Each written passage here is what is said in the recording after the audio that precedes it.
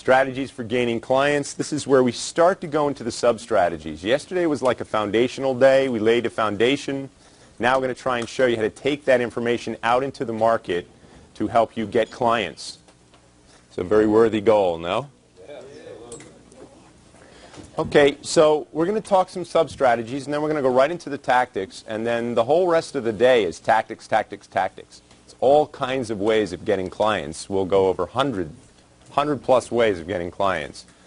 So time to get clients, the nitty-gritty of getting clients, step by step, creating a marketing and sales activity calendar, 7 months of marketing, time to build an actual plan.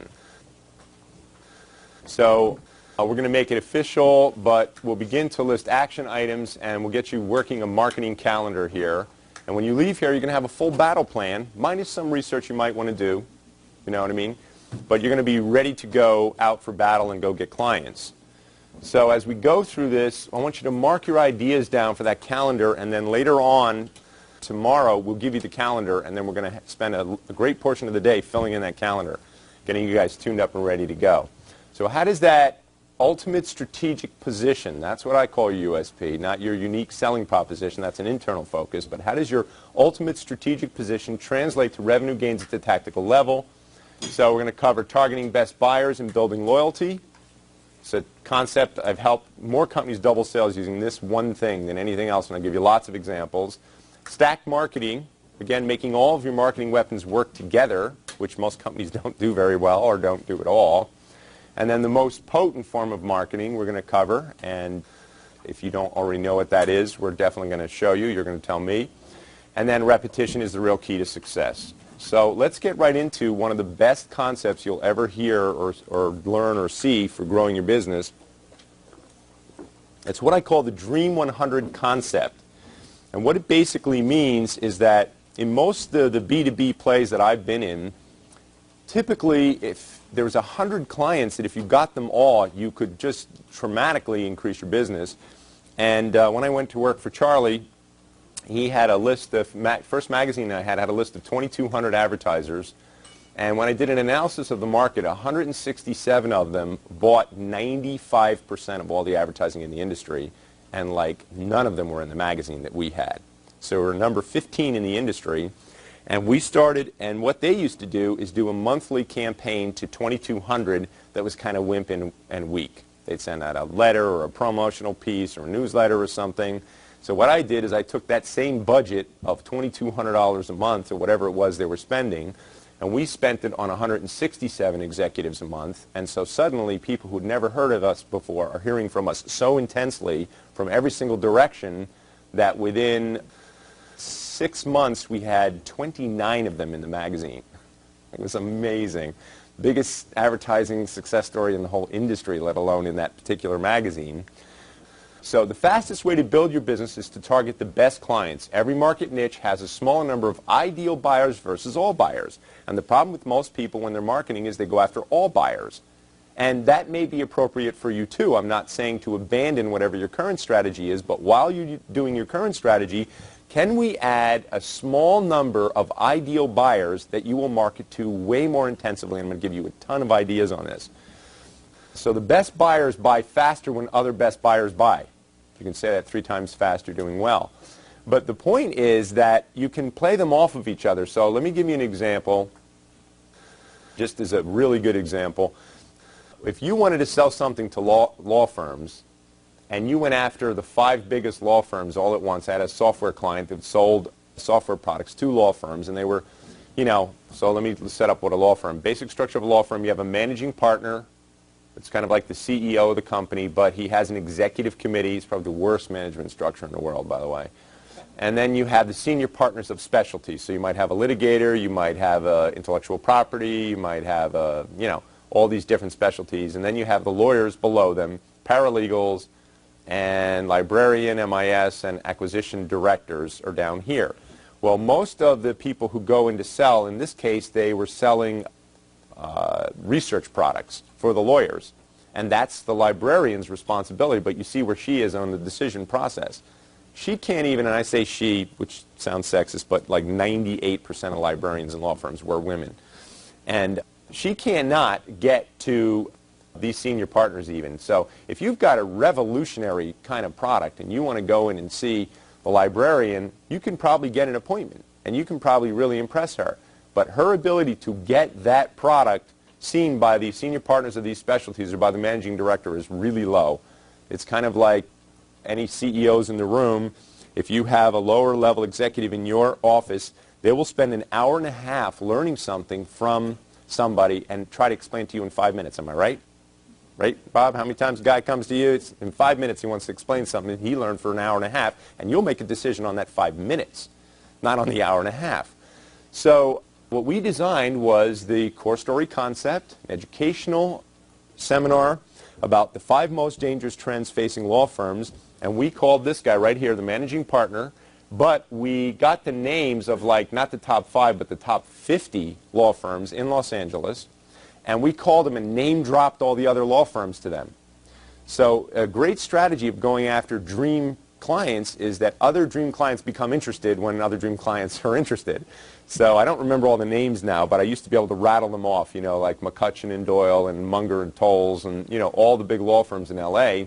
And if you mention them to each other, they become interested right away. The beauty of law firms, and this is sort of off point, but lawyers are not trained to make decisions. They're trained to spot the issues. Now, most lawyers are not very good at decision making. Judges make decisions, clients make decisions, lawyers look at all the issues. So, you know, they're a group of followers. No offense intended. I know we have a couple of lawyers in the room.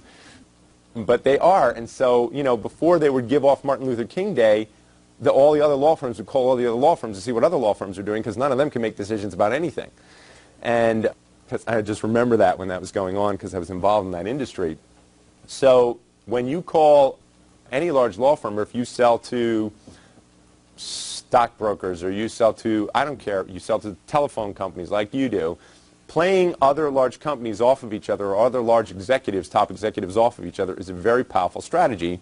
And watch how you use it. You can say, yeah, hi, I'm calling you because we put together this research report, and it's about the 5 most dangerous trends facing law firms, and we're, you know, very successful in this industry, and this is one of our ways of giving something back, and we're on the cutting edge of technology, and so we're showing how these 5 dangerous trends can either put law firms out of business or send you to the stars, depending upon how well you are armed or unarmed with this information.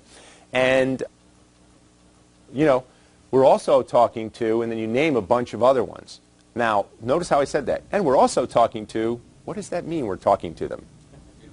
Not much. You know, we're talking to them. We're not saying they're seeing us yet, you know. And then, of course, when you get one, then you can say to the others, yeah, we're talking to so-and-so, we're seeing so-and-so, and you try to lump them all in like it all sounds like you're seeing them all. So, again, I always say never lie, you know. Never lie, but you can mislead like crazy. But never lie.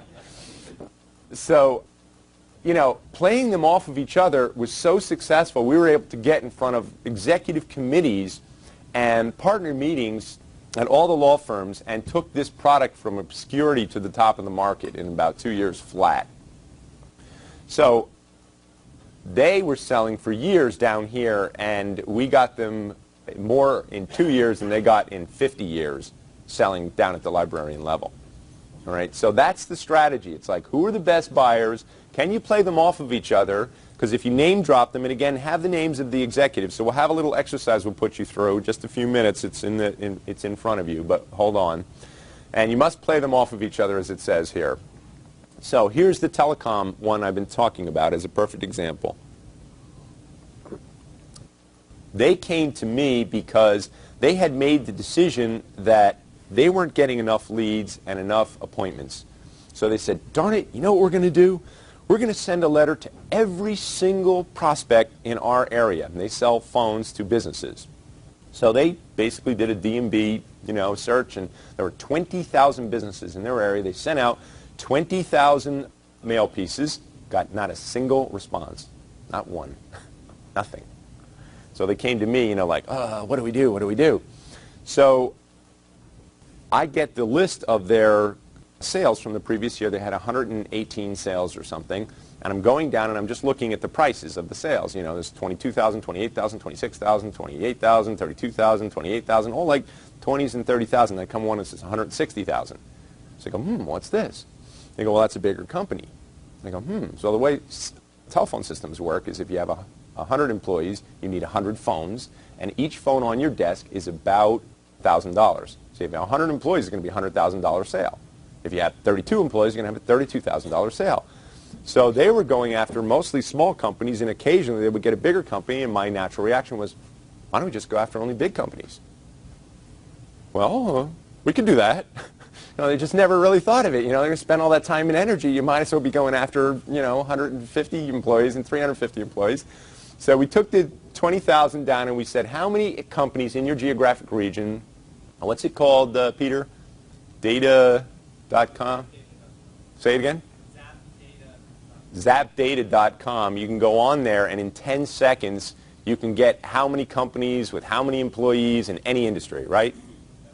And so you could just, it's Zapdata, it's Dun & Bradstreet. It's owned by Dun & Bradstreet, right? And so, it's Dun & Bradstreet lists, and you can go on there and go, give me companies with 100 and more employees in the central Pennsylvania region where they are, and there were 2,000 of them. So I said, all right, well, what's another criteria under which someone would buy telephone systems? And they go, well, if their system is old, they may have a system that the maintenance cost of that system is costing them more than if they replaced it with a brand new system. In other words, the maintenance cost is costing them more than the lease payments would be on a brand new system that enables them to do 10 times things they wouldn't do. Plus the new systems, my telecom guys, is that you guys? Telephone? Some of the new systems give them greater and better access and lower access to the lines, right? Something like that. I remembered something about that. Anyway, so we started the magazine, Superior Communications. And they got on the phone and they called all 2,000 of them. They had 4 salespeople. Took 2 days. They each called 300-400 people with 2 questions. Yeah, hi, I'm calling from Superior Communications, and we do our annual survey once a year. We just want to know what kind of phone system do you have? Oh, we have a Centrex. Do you know how old that system is? Well, I've been here for 10 years, and it's here since I've been here. Okay, thanks. Boom, off the phone. So within 2 days, we found out there were 508 companies with phone systems in their geographic regions that are 5 years old or older. Anything 5 years old they figured would be a good play. And remember we said buying now, there's always a percentage that are buying now. So among those 508 companies, pretty good chance there's somebody buying right now. That doesn't mean they're going to beat a path to your door. That doesn't mean if you send a direct mail piece, because remember they sent out 20,000 and we know the 3% of those guys are probably buying a new phone system or needed one. They didn't get a single response. So just because people are buying now doesn't mean you're going to get their attention unless you make a point to do that. So we send out a Rubik's Cube to 508 companies, and I'll show you later how to buy those, 40 of them, or 100 of them for 40 bucks. He sells them over here. I don't think you can beat those prices, though. We sent out a Rubik's Cube, and it said something like, puzzled about, your high cost of telecom and voice and data spending. We guarantee to find you 9 ways to reduce cost in this. Or we'll give you a $5,000 gift for your trouble. That was our proposition. I'll explain it a little bit better later. So they sent it out. They got only 1 response. 355 employees. The biggest sale in the history of the company. We then called behind the offer and got another 15 appointments. And within 6 weeks, these guys had more business in play than they had all last year. All big deals. So that's the concept of the Dream 100. I mean, it's just, and I say 100, it could be for you, it's 1,200, it's 2,000. I'll give you lots of examples. So I said all this. Employee benefits company. In this case, this is a company that sells health insurance, life insurance, workers' compensation insurance to corporations. And we did a 2-tier strategy with them because going after big companies takes a little longer. This is a pretty substantial company. But again, and salespeople are going after all small companies because they were easy to get to. So we picked 700 big ones, not 100, 700 that he thought were dream clients. They went out and they basically increased sales. They had been flat for about 5 years when I came along. And again, they're a big company. So what happened is there was a turnover of accounts. They get an account, they lose an account, they get an account, they lose an account. But since they're mostly going after small accounts, there was no big thing that would happen. So they kept going after the smaller ones. But we started sending gifts, and I'll explain that in a minute, to these 700 big ones every 2 weeks. and their sales are up 60% this year over last year. Just huge, and they're a big company. So, I mean, to grow 60% in 1 year is just a phenomenon. So that's the concept, guys. It's like go after some dream clients in an intense way, and if it's a small number, it doesn't cost a lot of money. In their case, sending out, $2 or $3 mailers twice a month is an expensive. $1,500 a month, or whatever it is, a couple $1,000s a month, it's nothing to them. So it was not that big of a deal. They didn't do a fantastic job at the calling behind that, but it didn't matter because within 3 months, every single person on the list knew exactly who they were, and some of them were calling them because why? There's always 3% buying now. Always. So food allergy testing. I think for you guys, this is where I told you, Terry, I had some breakthroughs for you. I think the big play for you guys is with the insurance companies. Going after them and helping them get their clients to institute, as I mentioned yesterday, is a food allergy testing company where they cure 50 chronic conditions from food allergies. And most people have no idea. I mean, I look at this company, I say, you guys should be $1 billion. And I'm standing here as a person who's had that test. I told you they cured my daughter of irritable bowel syndrome and my son of ADD. So really great, phenomenal thing, but they're kind of like trying to sell one doctor at a time. The big play would get Blue Cross to say, wow, we want everybody who has migraine headaches, who keep going back to doctors and getting prescriptions and, costing us a fortune here, to go and take this food allergy test because they'll tell you what a migraine headache, what's causing the migraine headaches, and you'll never have them again. Cured like 20,000 people of migraine headaches. And in fact, they guarantee it because if they don't cure it, their test is free. So that's the big play there. And then specialty groups like the internist groups or diet centers or migraine specialists or things like that. That's like I'm just trying to show you there's all kinds of applications of the Dream 100. Now, to make the sale to those insurance companies, you need a core story just for them. You understand? And then you need a top-down selling effort like I just showed you, where you go after the biggest 10 of them all at once. And you'll get in at the executive committee level if you can make them think everybody else is seeing it, and you're going to radically change cost of health care in the country today. I mean, you actually have the potential. So think big. Carpet cleaning, best neighborhood strategy, upscale building management, dry cleaner affiliates. And again, I just put these here to try and stimulate you guys, but also just while I was doing this, I was trying to help some of my good friends in the audience. But I have a real estate broker in our marketplace, and this is Marin County is the most expensive real estate in the country, or I think the number 1 or number 2 in the country. And this real estate broker made a commitment to the 2,200 homes in our neighborhood, which I'm not bragging, I'm just telling you clinically that the houses are expensive. And the only reason I said that is because I had got a comment on one of the things. He bragged about how much his house cost. I wasn't bragging. I'm just saying that this woman decided to go after 2,200 upscale homes. And, if you're a real estate broker and a house is $1 million, it's a $60,000 commission when you sell it. And so I've lived in this neighborhood for 11 years, and every single month for 11 years, I've been getting a flyer telling me all the houses for sale in the neighborhood. Now, when do I look at that flyer? Only when I'm interested in selling my house. So this past summer, we decided to sell our house. That's exactly who we called. This woman has what's called top-of-mind awareness. So somewhere along the line, she made the commitment that she wants these 2,200 homes to know who she is. Now, what's that cost her? Let's just do the math. There's 2,200 homes. She sends a very simple threefold thing. It's like it comes all by itself like this. Got the little plastic thing sealing it, and that's it. You open it up, that's the whole mailer, right? 1 page, not 3. And it just lists the houses in the neighborhood that have sold and what the prices are, which, again, the only time you're interested in that is if you're trying to sell your house. You want to see what are the houses selling for. And so 2,200 homes, let's say it's 60 cents out the door, costs her $1,100 a month. If she gets 1 client a year, it pays for it. But she doesn't just get 1 client a year. So when we went to sell, we had her come over to the house, and she brings a book with her, and in the book, there's pages, like 20 pages of homes in our neighborhood. She has sold every house in the neighborhood, and next to most of the homes, it says, sold twice, sold 3 times, sold twice. She had listed ours and never sold it. But, you just say, who are you going to list with if you're going to sell your house? So that's best neighborhood strategy. Toy store, that's a great concept for you. You know, what are the best neighborhoods in your marketplace, and is it worth it for you to have some kind of consistent effort to them? Is it worth it for you? And I'll show you how to buy toys really, really cheap from a website where you can get them just from China, and they're just ridiculously cheap. You could actually send a toy to every single home in your neighborhood. It's going to cost you about $1 a piece out the door. Just pick 2,200 homes. A couple $1,000s with a mailer. You'd really get someone's attention if you're a toy store. So that's the best neighborhood strategy.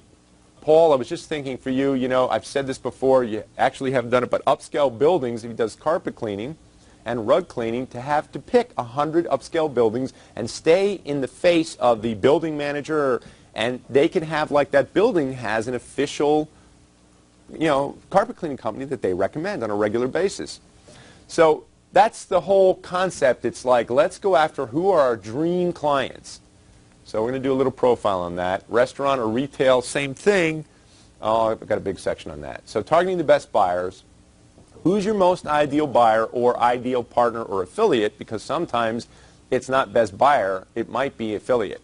So is there an affiliate that could send you more business than you could handle if you got them? And again, you know, I am here because, well, in the case of Jay Levinson, we hired him a couple of times. I hired him as a speaker, and that's how I ended up getting here. But then, and I should have said this with him here and acknowledged him, but when I was out traveling and selling my programs directly to Fortune 500 for very large fees, I couldn't really think, you know, Jay was like, look, Chet, you know, you got great stuff, and you should put it on a training video and, you know, sell to the masses. And I'm like, you know, I'm getting $1 million to sell this to Fortune 500. You know, what am I going to get from the masses? You can't sell, I don't care how good it is, a video-based training program for, you know, I mean, you can maybe get $5,000 or $6,000 for it, you know, if it's fantastic. And so he said, well, would you rather sell 1 million people a $5,000 training program or sell, you know, 50 people a $1 million training program? And you do the math there, it's astronomical. So anyway, he convinced me. And he did an endorsement mailing on my first video training program to his list, and I think I mentioned this yesterday. We got an 8% response. 8% just sent in checks and bought this program. I thought that was fantastic. So I realized right then and then I needed more affiliates, that was a way easier way to sell, because if I call you cold and you have no idea who I am, I got to work so hard to get your attention and win your respect. But if Jay Levinson writes you a letter and says, look, I checked this guy out, and he is fantastic, and you need to check out his stuff, and, you know, it's the best stuff I've ever seen, and et cetera, which is what his letter basically said. And we got an 8% response because of that endorsement. So I thought to myself, so how many people familiar with Jay Abraham? Practically the whole room. Okay. So I went after Jay Abraham. You know what it took me to get him to work with me? 2 years of my best stuff every week. Do you know how much money I've made from my relationship with Jay Abraham? I do not even want to tell you. It's a lot, okay?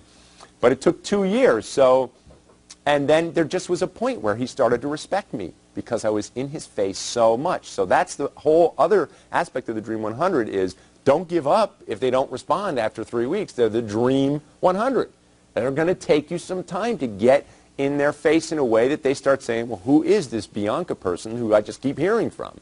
And you just raise up the level of respect. So there's no client in the world, no person in the world that you can't make know exactly who you are if you're committed and you're willing to do something on a regular and consistent basis. It's how I got all my Fortune 500 clients.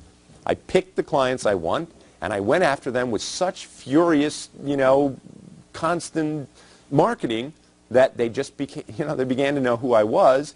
And even the difficult ones, like I got Morgan Stanley. That guy was 6 months of hard work. Tough. I met him in the World Trade Center where they lost that whole 2 floors of the World Trade Center. But thank God, it was later. It was earlier, rather. All right. So let's go to the part of the workbook that says Dream 100 Sell. So at the top, you have it now. It's page 17, it says. I just handed this out. And let's just have you do that first exercise. Who are the 100, or whatever the number is, ideal prospects for building your business? In some cases, this Dream 100 could be partners or lead sources or strategic alliances. So don't just think of who your Dream 100 is, but also who your Dream 100 partners or lead sources or affiliates might be. And let's just write a profile of them. You don't have to start listing them out. I just want you to write a profile. Who are they? And then at the bottom it says, assembling the list. Who is going to do it and when will it be done? This is going to take you, I'm going to give you 60 seconds to do this. And don't even go to the next page. Just do the first page here. Just do a quick outline so that I'm stimulating your thoughts in this area.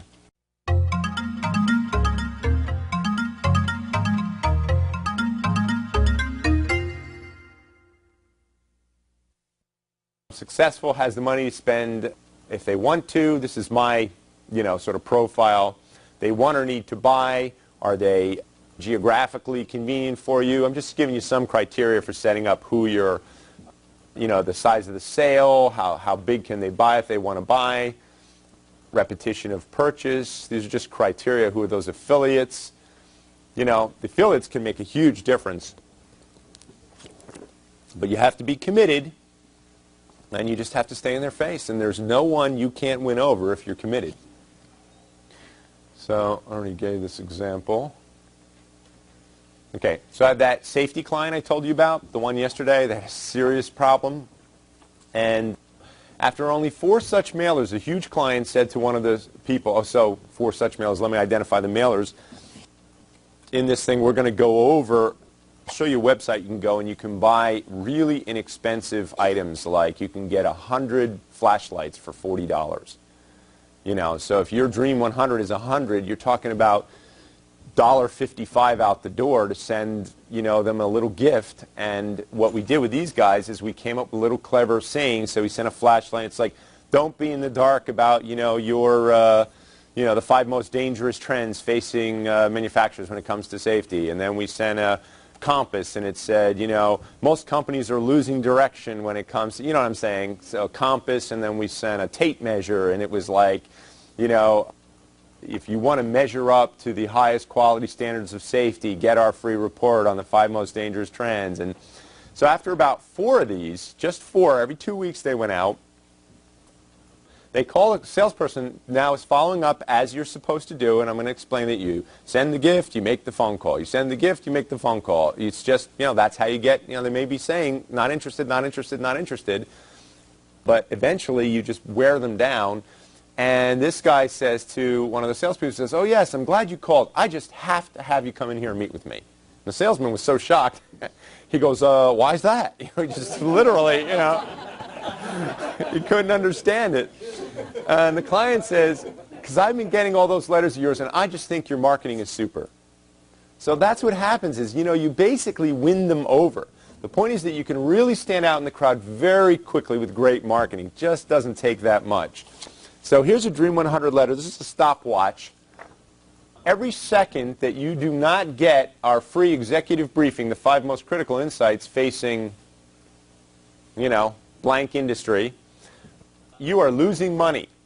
This is a free blank industry community service sponsored by our firm as a way to give something back to the market.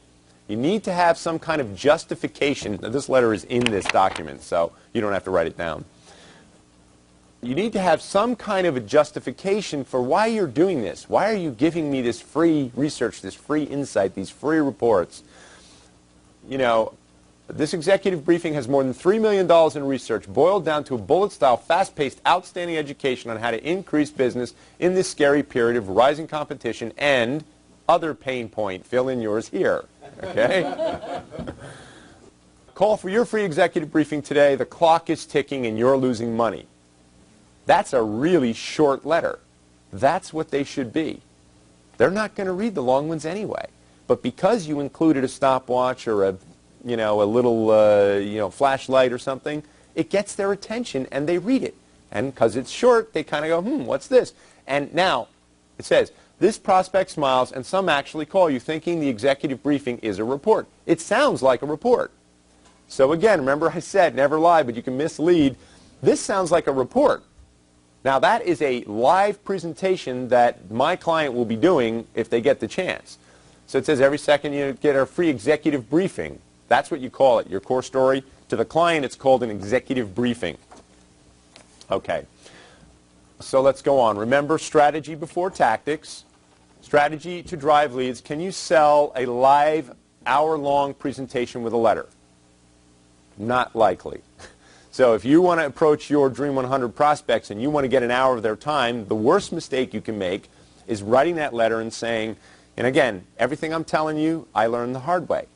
We'd send out a letter that said, you know, we'll come to your office live and show you this, and we try to make it sound really great, and we would never get appointments with it. Salespeople had to call and work real hard, but when we made it start sounding like a report, people would call to get the free report.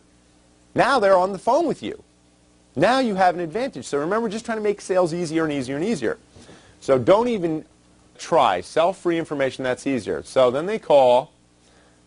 Yeah, I was calling about your free report. You. Oh, it's way better than a report. That's quote unquote what I train every single client to say when they call and say, yeah, I was calling to try and get a hold of your report. Oh, it's way better than a report. Are you kidding? It's a live executive briefing, use the same term that's in the letter, taught by one of our highly trained speakers. That sounds like a way more interesting thing just by changing the title of the rep or of the person doing it. I'll have my clients will literally say, oh, there's only 3 of us trained in the entire country to put these things on. That's because there's only 3 salespeople in the company, you know. By one of our highly trained speakers. In fact, I have a tour. That's a word you want to use. I have a tour going through your area over the next few weeks. Let me tell you how this works. And they're just listening. And you don't stop. You just keep talking. We underwrite the cost entirely. There's no cost to you whatsoever. When we have a touring speaker in your area, we arrange for them to come right to your office. You don't even have to travel. A lot of people we talk to will gather some of their key staff for the experience. The entire experience only takes about an hour, and some people set it up as a lunch and learn for key staff and hold it in their conference room. So that's a great concept, by the way. We got a lot of appointments when the guy is saying, no, I'm not interested. Your second try, actually, I put it right here as the first try, but really I always tell the rep to hold it for your second try and say, well, listen, let me ask you a question. Do you have lunch? I say, yeah, I have lunch. Well, you've ever had a lunch and learn program? And it's becoming very popular, so some of them will say, yeah, we've had a lunch and learn program. I said, well, what we'll do is we'll actually become your lunchtime entertainment. You know, we'll send one of our speakers in there. In fact, I'm one of the speakers. I've got a tour coming through your area in the next 2 weeks, and you can call your executive committee together, and you have a lunch and learn program. You bring in lunch, I'll be your entertainment. Some companies, some of my clients will even buy them lunch. What's it cost to buy 6 people lunch? You know, bring in cold cuts or sandwiches. You know, it's $10 a person. So yeah, so I've got, since you have lunch anyway, you know, we might as well set this up for you. Do you have your calendar handy? And a lot of them close right then and there. Keep rapping. I'm the manager of client education, so I'll coordinate everything, including a one-page memo I have that outlines what will be covered, and we give you this with our compliments. It's a way to help the entire market be more successful, so it's certainly good for us. Right? That gives it justification. The information is outstanding. We retained a top research firm, and they studied some of the most advanced trends on how to be more successful in your industry. Plus, they found some dangerous trends, too, ones that you should be aware of in any event. Do you have your calendar handy? Let's see when we might have a tour over the next few weeks so we can schedule a tour in your area. Then it says, that's a specific close. You need a close. You can't imagine how many times I'll just work the salespeople. Remember what I do. I do those hot seats every week with the sales team. And I'll say, okay, what'd you say? And then I sit down and I'm going, yeah, that's good, that's good, that's good. And they'll forget the close. They kind of say it and then they wait for them to make the response. Close. Say something to make the close. So I tell them, do you have your calendar handy? That's the best close in the world. Do you have your calendar handy? If they say yes, what did you just do? You just closed. Yeah, I got it right here. Smile. You just closed. Okay? Did you note the title? This is strategic title. I hate the word sales in any title. Sales is about building rapport. When people think they're being sold, you are breaking rapport. But I had another client who tried this concept of providing a free education, but about 5 minutes into it, he starts pitching himself. So if you tell me you're going to come in and give me an education, and 5 minutes into it you end up pitching yourself, it changes the dynamic entirely. Now I'm resisting because I see I'm being sold.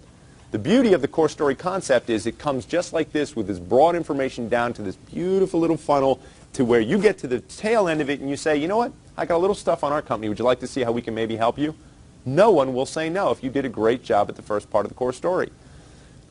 So sales about building rapport, not breaking it. 2 weeks later, mail again. Here's the rules on the gifts.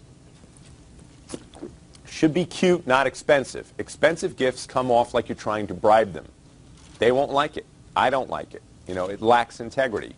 But if it's cute and inexpensive, it's cute. It doesn't offend anybody. It doesn't feel like you're bribing me. So that's good for you because if it's cute and inexpensive, what does that mean? It's going to be inexpensive. It's not going to cost you a lot of money to do it. Should be something useful that they will want to keep or play with or take home to their child. You don't know how many times when my salespeople will go in and go to one of these executives and they've got that Rubik's Cube that costs, you know, I don't know, what do I say, 40 for a dollar? So they're like, you get a dozen for like $5 or something. It's really inexpensive. You don't want it to look like you're bribing them. You want it to look like you're just a clever marketer, and that's all it really is, you know. And I'll give you a bunch of examples. But as I say, it should be something useful. The website I'm going to show you to, you'll find a bunch of stuff. And so I'll have clients, they'll buy the keychain that has a little $100 bill in it. You're going to throw that away. It has no value. So that's why I say a flashlight, a tape measure. They have these little toolkits for your eyeglasses. They're, you know, again, you can buy 12 for $5. So for 120 of them, it's $50. The goal is merely to stand out, to breed more brand awareness. This approach works really well, and I've used it again and again and again with every single client. Even if you do not take you up on the offers, the effort still dramatically raises your visibility and solidifies your brand. And since there's always that small percentage who are buying now, there'll be a point where they're buying and you're right in their top of mind because you're the only one sending them gifts every 2 weeks. So here it is. Just went on right before I put this together. It's called orientaltrading.com. Really cheap stuff. You know, you can't even believe it. Here you go. Magnifying glasses, 12 for $5. So you can buy 120 for $50 or 1,200 for $500. You know, I'm just trying to scale it up to however big you're trying to target, whatever your target market may be. Calculator. This is the most expensive item I'm going to show you. 12 of them for $20. So that means it costs you $200 for 120 of them. That's one of the more expensive items. But you're actually sending somebody a little calculator. It's a keychain, by the way. Calculator's like this big, but it really works. And it's cute. You're not going to throw it away. You're going to keep it. You're going to give it to your kid. You're going to...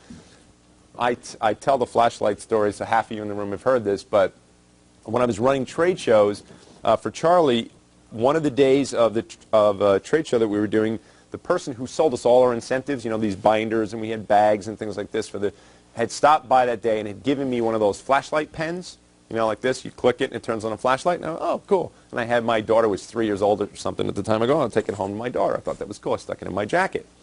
So that day, we had the San Francisco earthquake of 1989. You know, and I was in my office. I was on the phone with somebody in New York. I was a reporter for the Daily News, in fact. And the earthquake came, and the whole building started shaking. And I go, oh, it's an earthquake. No, it's a major earthquake. You could really feel the difference, let me tell you. So I go, I got to go. And I hang up the phone. And he, sharp, crackerjack reporter that he is, calls the newspaper to report it, you know, instead of a TV station or radio station or whatever. And I think, and if I'm not mistaken, because this is now like 15 years ago, wasn't the World Series or something on that day? You know, so like everybody found out anyway. But I was in the building, and I run to the door frame of my building because they say, get in the door frame. And I've got this big staff, and everybody's running around. Like, they're not doing anything, just running around. So I go, get into a door frame, voice of authority. Everybody runs to my door frame, you know. It's like 50 people come running at my door frame. And this sales manager next to me works for me. He's going like this, like hogging his door frame. Don't come in my door frame. I look at the guy. I go, let him in your door frame, you know. You know. So then we go to the corridor to go down into the you know, emergency exit, and it is pitch black. I mean, the emergency lights weren't working. I mean, you can't see a thing. It is jet black. There's no windows at all. And it would be fine if the stairway went like this, but it didn't. It went like this, then you turn left, then you turn right, then you go down some more stairs, then you go this way, that way, this way. I don't know what they were doing when they built these things, and it's pitch black, and all of a sudden I remember I have this flashlight in my pocket. There's like 50 people with me. I pull out this flashlight, click. Everybody looks at me. You could see the silhouette, and they're all going, "You carry a flashlight in your pocket?" So you never know where your little gift is going to come in handy, you know? And you know if you sent me that flashlight, the next day I'm calling you up to have you come in and present whatever you have to sell. So toolkits, 12 for $12. Paddle ball, you know, the thing like the little cheap, you know, paddle ball thing. Glider, 100 for $7. Okay, so, you know, 100 plastic dinosaurs for $26. I'm just showing you, like, you can get really those gliders for 100 for $7, and they come, of course, folded, and you got to take them apart and put them together yourself. But if you want to do thousands, you know, you can even buy stuff on there. There's pencils. Where is it? Oh, here's a great one. 2-inch metal. Comes with a nice ribbon. Looks just like a metal. You know, it's got the, you know, sort of look of the, what do you call them? Olympics. Thank you. Anyway, 2-inch metal, $3 each. So these are a little more expensive. So, you know, but it's still, you know, not like, but you can put 3 lines of copy on this metal. You know that thing is going to get read. You know they're going to get this metal, they're going to turn it over, and they're going to read 3 lines of 20 characters each of copy. So in that worksheet, don't go to it now, but there's a little thing where, what would you say if you're going to send one of these medals to these Dream 100 clients of yours? You know? Side thought, toy stores. Send toys to 1,000 upscale homes, invite them to learn more, you know, just as I'm thinking of these things. Okay, so marketing calendar. What are you going to go, what are you going to do to your market, to your Dream 100, each and every month without fail? How do you go from, I never heard of this company, to, who's this company I've been hearing about, to, I think I've heard of that company, to, yeah, I've heard of that company, to ultimately, yeah, I do business with that company. It's just that consistency. You just have to be in their face on a regular and consistent basis. More to follow on this when we get into the marketing weapons. All right, everybody, let's do a workshop. Let's go to Workbook, Section 6. It gives a sample letter and sample dialogue from the slides. It also summarizes the importance of a campaign that you design on purpose so that your efforts are continuous. For some reason, no companies ever do this, and yet when you do, you will slaughter the competition. They just don't market and sell this well. In the middle of the page starts to give the gift ideas and asks you to write some headlines. That goes on for 8 solid pages. Take a moment now and design your campaign. There are many different sample letters for you to use. It's all there for you to figure it out. And again, your coach can give you a session that I did teaching people how to use the core story sales model. Very, very powerful. Okay, go do your work right now.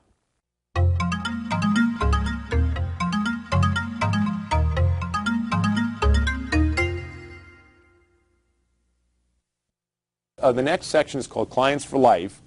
And Walmart, they get $24 per visit, 17 visits per year. Average Walmart shoppers are worth about $408. Target, it's about half that. Even though they get more per visit, they get less visits. So they don't breed as much brand loyalty. This shows you might be willing to spend more money taking market share if you consider the lifetime value of client. And again, that's what we all should be trying to do here. So lifetime value of a Walmart client is twice that of a Target client. Hertz Conquest Strategy. Hertz Corporation figures an average client is worth $15,000 over a lifetime. So at only $40 per average daily rental, that turns out to be a lot of money. But if you look at it as only a $40 sale, it's not that big of a sale. So what this is trying to say is consider what the lifetime value is. I'm going to do a really good thing that explains it. So they started the gold service. How many people have Hertz Gold Service? Right? Is that great? I mean, you know, if you're a frequent traveler, when it came out 15 years ago, I was flying all over the world constantly. So, you know, there's no waiting in lines. You don't have to show a credit card. You just get there to the airport. They drop you off at your car, you get it, and drive out. You show the guy at the door your driver's license and sign a thing, and you're gone. That's it. If it's cold, the car is running and the heat's on. It's great, you know.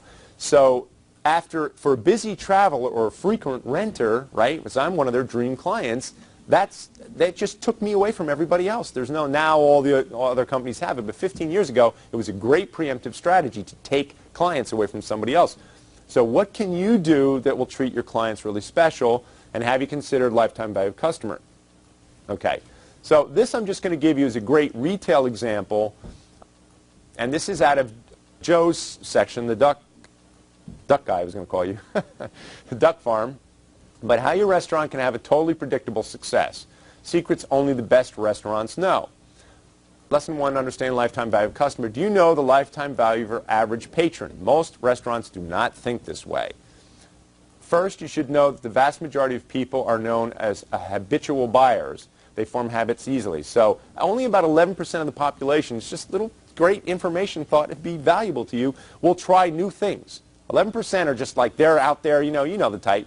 They always have the newest, latest thing. When I have a friend of mine who, back in the days when everybody smoked, he would be the guy to always try the new brand of cigarettes every time one would come out.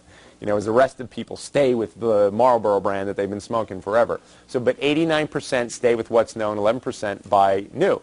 Studies show that only 11% of buyers like to always try something new. 89% will stay with what they know and trust. Let's say that a loyal buyer dines with your restaurant once per week and spends only $40 each time. A 5-year life cycle of a habitual buyer in a restaurant at only spending $40 per week comes to $10,000.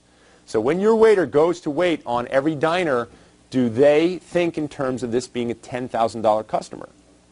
Yeah, you're darn straight they don't. The owner doesn't think that way. The waiters don't think that way. And so you don't get treated like a $10,000 customer, even though every single one of you, when you go, into any restaurant, you have that potential of becoming one of the habitual buyers. How many people here favor 2 or 3 restaurants all the time? Every one of us, okay?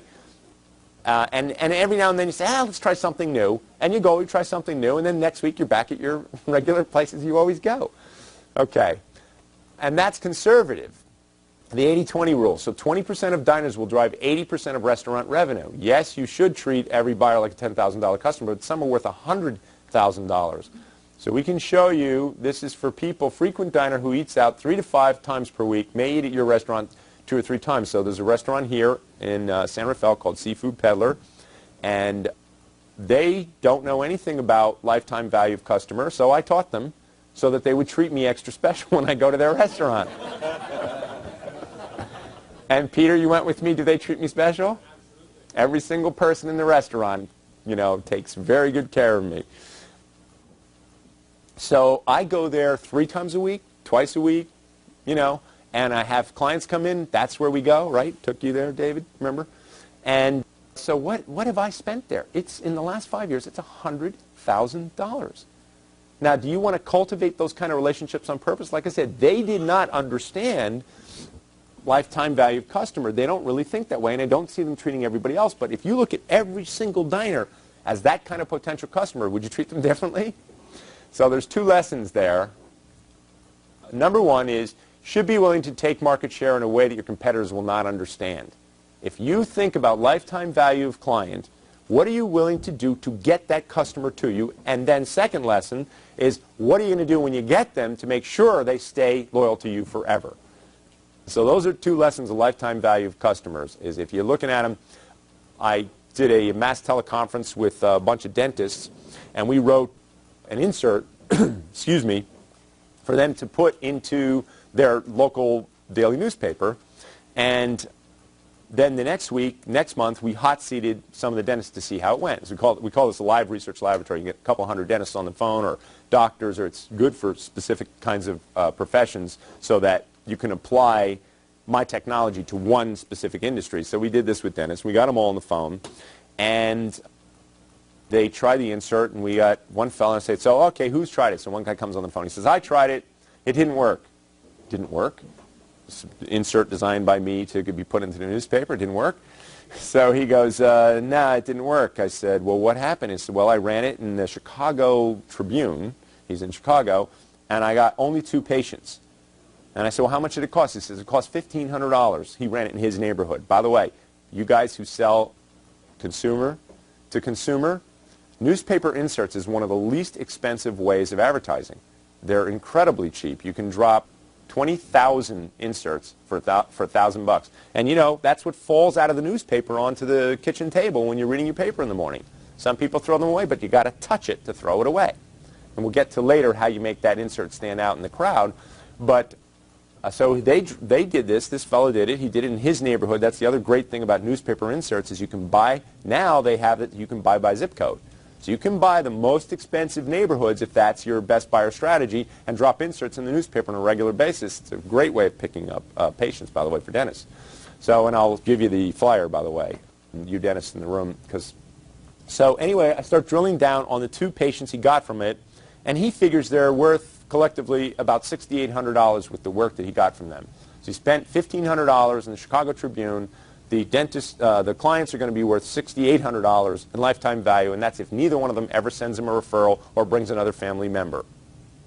So he didn't lose. But then another fellow said, well, I tried it and it worked great. And I said, well, what happened? He said, I got 38 patients from it. And I had just demonstrated with the first guy what 2 patients were worth. So I didn't have to do it with this guy with 38 patients. So anyway, the point is that you should have a very special effort to cultivate every single customer who comes in your door and willing to take them. Okay, so what's the lifetime value of your prospects? What's the initial purchase? And there's another document you have right here, page 32. This goes after Dream 100 in your binder when you put these things together. But this one says lifetime value of client, average unit of sale, my goal to improve, profit per transaction, frequency of turnover, current back ends. So there's a huge lesson right there on that one page. Okay. So what this just shows you, if you start to look at what they're worth to you, it changes how you think about your marketing entirely because you'll spend a lot more money on them to get them. So that's why some restaurants are like, I'm not going to give away a free meal. Well, it depends on who you're giving it away to. Let's go to my neighborhood where, you know, any person in that neighborhood is probably a frequent diner. We all eat out a lot, and we all wouldn't hesitate to go and spend $100 on a meal. So you could go around giving away a free dinner to everybody in that neighborhood. That'd probably be the smartest thing you'd ever want to do if you're opening up a restaurant. And yet they would think, giving away a free dinner, oh, you know, it's $100,000 a customer on the table here. You're not going to give away a free dinner where the hard cost is maybe $6 to you? Think, people, think. Workshop. All right, let's do the lifetime value of your best buyers. What's an initial purchase? Figure out what an average is. How often will they buy from you? How long will they buy from you? How much will they spend each time? What does all that add up to? Once you understand what the lifetime value of your client is, it enables you to make a much more intelligent decision about what you'd be willing to pay to get that client in the first place.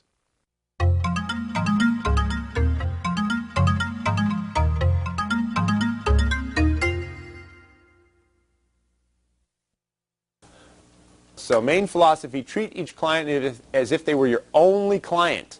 And at that restaurant, that's how I get treated, don't I? You know, the manager walks up and shakes my hand. They were having a wedding, and they were making everybody else park out so they could get the wedding. I got to park wherever I wanted to. You know, the manager comes over to the table. They buy me a drink. The waiter sees me and practically gives me a hug because I'm a good tipper. You know, training these guys, you know. It's funny. Think of the lesson that is for your children. Where I call up there one night, and I got like 6 of us in the car, and we decided to go for dinner, and I call up and I go, you know, we got 6 people. We want to come for dinner. We're going to be there in 10 minutes. I'm sorry, sir. We're sold out. I go, is Richard there? That's the manager. Hold on one second. My kids are listening. I'm not thinking about this one way or the other. Got it on the speakerphone in the car, and he comes on, and I go, hey, Richard. And he goes, hey, Chet, how you doing? I go, I got 6 people. Can I get in 10 minutes? Absolutely, no problem. And, you know, my son goes, wow, that's really cool, Dad, you know? They like that, you know? So, and again, it's not that they were savvy enough to cultivate me as a client. It was that I was savvy enough to cultivate them as a restaurant that I know I can always get into with 8 people if I need to. They'll open up another section of the restaurant to take care of me. So, ways to treat your clients: take a deep interest in their success, take a deep interest in their life, provide them with remarkable special treatment, make special treatment automatic, build in standard procedures for special client treatment. Little things mean a lot. Send cards, write letters, special greetings, provide information. Cost to get a new client today is 6 times more than to sell a current client. Why? Because marketing, in fact, that statistic is about 5 or 6 years old. I'll bet it's 10 times more. The marketing has changed so dramatically. It's so expensive to get in front of people now. So 30% more of your clients will buy more products or services if you offer at the point of sale. So Scott Holman does a killer job on this tomorrow. He's going to make you all cry with how much money you've left on the table over the years, so I won't go that deep on it.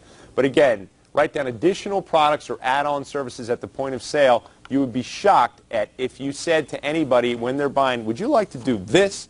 They'll buy it as well. So a downsell. Okay, we have events where we sell a $5,000 training program. So I have events now. It's a new strategy we're just using where we'll bring a bunch of people into a room.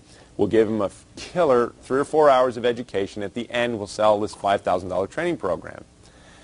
And then we thought, well, let's add a downsell to it. We add this $500 item, and we sold 2, 1 or 2, I think 1 or 2, right? With 1 maybe. So we thought, okay, that's not really working, and let's just, leave it. And then I did another one, and we added a $99 item, and we sold 300 of them. So it was $30,000 in almost pure profit because training products, the hard cost is not that much money. You know what I'm saying? The hard cost of duplicating a disc is not that much. The real cost in training products is what it costs to get people to buy them. You know what I mean? It's huge. The marketing cost and, of course, cost of development is significant as well. So never forget to downsell if they don't buy your main offer. And that's something people just leave that money on the table all the time. And again, Scott does a really good job on this. Test various offers. Lessons I learned the hard way. This is a friend of Lisa's drew this, and so I just figured we used it in some of their promo pieces. I don't know if you saw it. Anyway, my first business model was to sell my services direct to clients. Results, high fees, tons of travel. I had 1 year where I did 45 out of 52 weeks on the road. I mean, my kids were like, Daddy, who? They had no idea who I was. Then I built a mass of products that could be sold by others. Results, no more travel, huge staff, highly volatile numbers, meaning that 1 month it would go up, another month it would go down. You could have 1 month where you sold $400,000 worth of product, and the next month you sell $100,000 worth of product, and you still have the staff, the secretaries, the buildings, the rent, etc. Then I built a subscription-based business, clients signing up for monthly help. Results, highly stable business that was very sellable. In fact, I sold it. It was a good business. How stable is your business? Is there a model that would make it more stable? So I just kept trying. I went from selling my services directly to building products and having a big staff of people selling them to then finding a subscription-based business. What that means is something people buy every month. They belong to it, whatever the heck it is. So is there something you could have where we belong to it, where we're getting some value, where you got us buying every single month? Is there anything you could do like that that would, again, breeds regular loyalty? Okay, capitalizing on clients, condition your clients to buy from you regularly, build systems, policies, and procedures to constantly sell more standard products or services to current clients. Look at the value of a client to figure out what they might spend, what you might spend to get more clients, and then what's a client worth to you over the next 10 or 20 years. I mean, just if you figure that out, it will change how you think about your marketing. 3 additional products or services that you will offer, and again, those are all workshops in this document.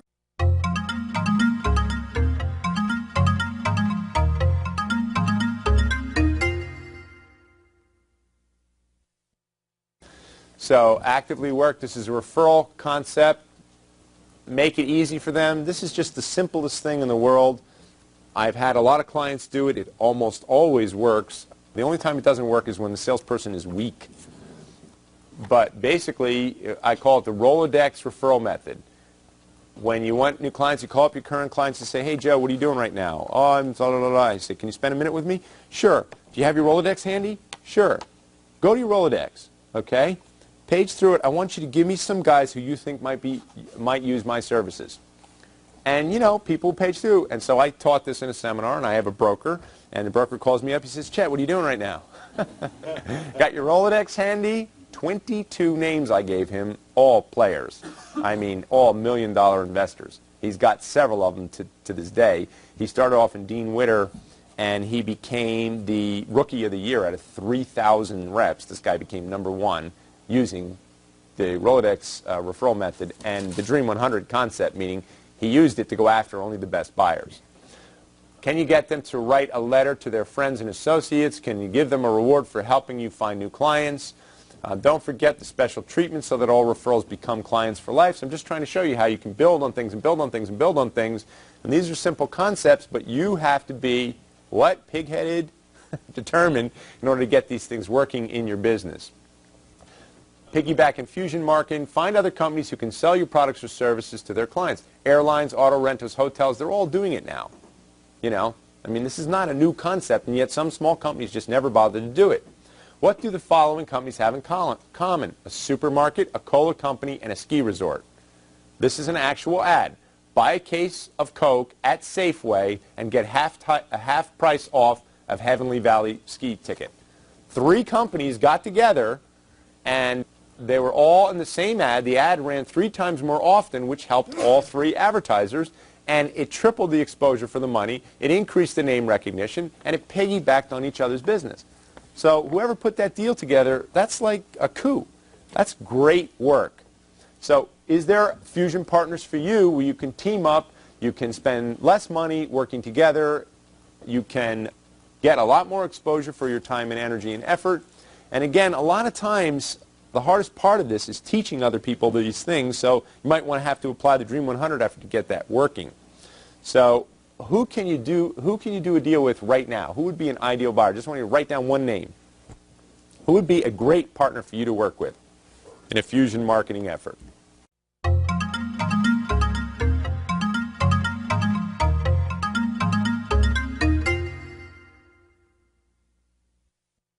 Go to those trade journals that service your industry and page through. And one of the things you do is you look for, especially if you're a player, you look for smaller companies because a lot of times they'd be beholden to you. Another way is to geographically located neighbors. So I know a pizza franchise that has built a tremendous business by giving coupons to every single company in their area. They gave them to the movie theaters. So when people would come in and they'd get their ticket, they'd give them a coupon for $2 off of a pizza at this brand new pizza place right down the street. So people would come out of the movie theater, head down to the pizza place right down the street. And they built this huge business by just doing what they call community marketing, by giving away free flyers to get people to come to their area. So what other sources could you use? Trade show is a great tool. The web is a fantastic tool. Every time I get a client, I go onto the web and I type in their kind of business using many different ways to describe it, and it always gives me great ideas for them. Why they don't do it themselves, I don't know. But, you know, imagine this. A client hires me. I do what's called an audit and then a report of findings. In the report of findings, I'll make like 10 suggestions for strategic partners, and they're going, wow, that's a great idea. Wow, that's a great idea. It took me 10 minutes on the web. Just type in their kind of business, and you get all kinds of ideas. It's just a fantastic resource. So you'd think you would have done that for yourself, but have you? What are some of the search terms for you to use? List some now. What would be some good search terms for you to use if you were looking for strategic partners? Write a couple of them down right now.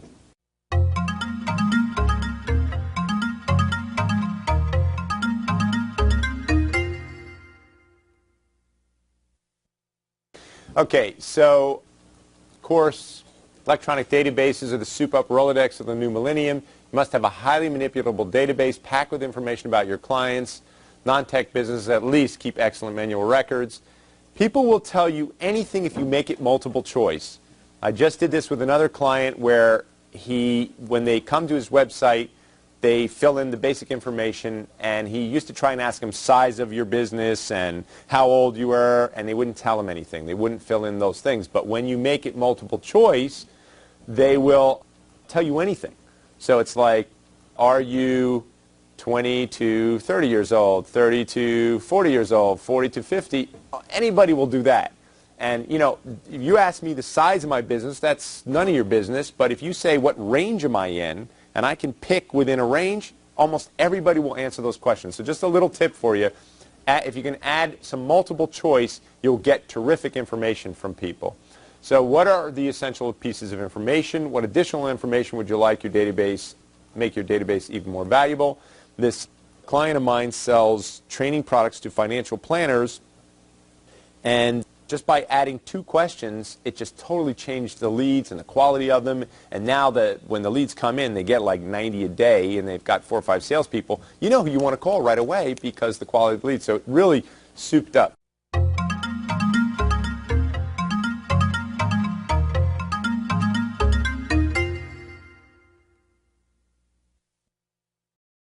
Test everything. Test offers, test headlines, test closing ideas, test add-ons, test. Traditionally, companies develop a campaign based on instinct and roll it out for a year to see how it would do. That's what most companies would do.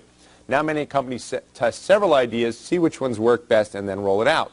So when I sold advertising for a regional publication that covered only one state, nobody could ever sell the big national advertisers into that magazine, and then I went with this strategy and said, look, why don't you test it in our state, and if it works here, it'll work everywhere, because this is California, the 8th largest economy in the world, you know, bigger than the other 168 countries, and you know, that strategy, they bought it, and I sold a ton of advertising to national advertisers, and the national magazines weren't even getting it, and they were like, how's he getting that? You know, they couldn't understand it. So let's see, more lessons learned the hard way. Jay Abraham and I did some radio advertising in LA to drive people to an event. When the first effort failed, we changed every single thing about the ad, the offer, the content, the approach, the message. After doing this 5 times, we found something that really worked well, but I still can't tell you what it was because every single thing about the thing changed. If you work with Jay, that's what his brain is like, Mr. Multitask. But we changed so many things in it that when the final ad finally worked, we really didn't know what about it worked. Like the $99 downsell. We tried the $500 downsell. It was so unsuccessful, we just abandoned it. And the next speaking engagement I did, we didn't offer downsell. Then just for the heck of it, on this recent one I did, we offered a $99 downsell and sold 300 of them. I was like, oh, don't forget what you practice what you preach. So test all kinds of variables, and the more controlled you can make that, the better. I don't know if do you talk about that, Dave, and all? Okay. Fascinating web test. A client did some web testing. They set up their system so that every inquiry would go to a different of 5 websites. So that when you get the click, you go, and he had 5 different websites set up. And then they tracked the response, the time spent, the results, etc. And here's what they learned. The busier, more cluttered the website, the lower the response. Giving people tons of choices confuses them. Giving a direct scroll with specific instructions and then have the buttons for the next visit pulled 200% more response, and the prospect spent more time on the sites that gave clear instructions. So it's just a little extra side point for you. The more cluttered your website, the more stuff going on, the less the results and response. And again, Alex, I'm sure, can talk about that in ways I couldn't begin to. Today, you can have a technology that shows a different website each time a visitor goes there. Try different designs and watch what happens.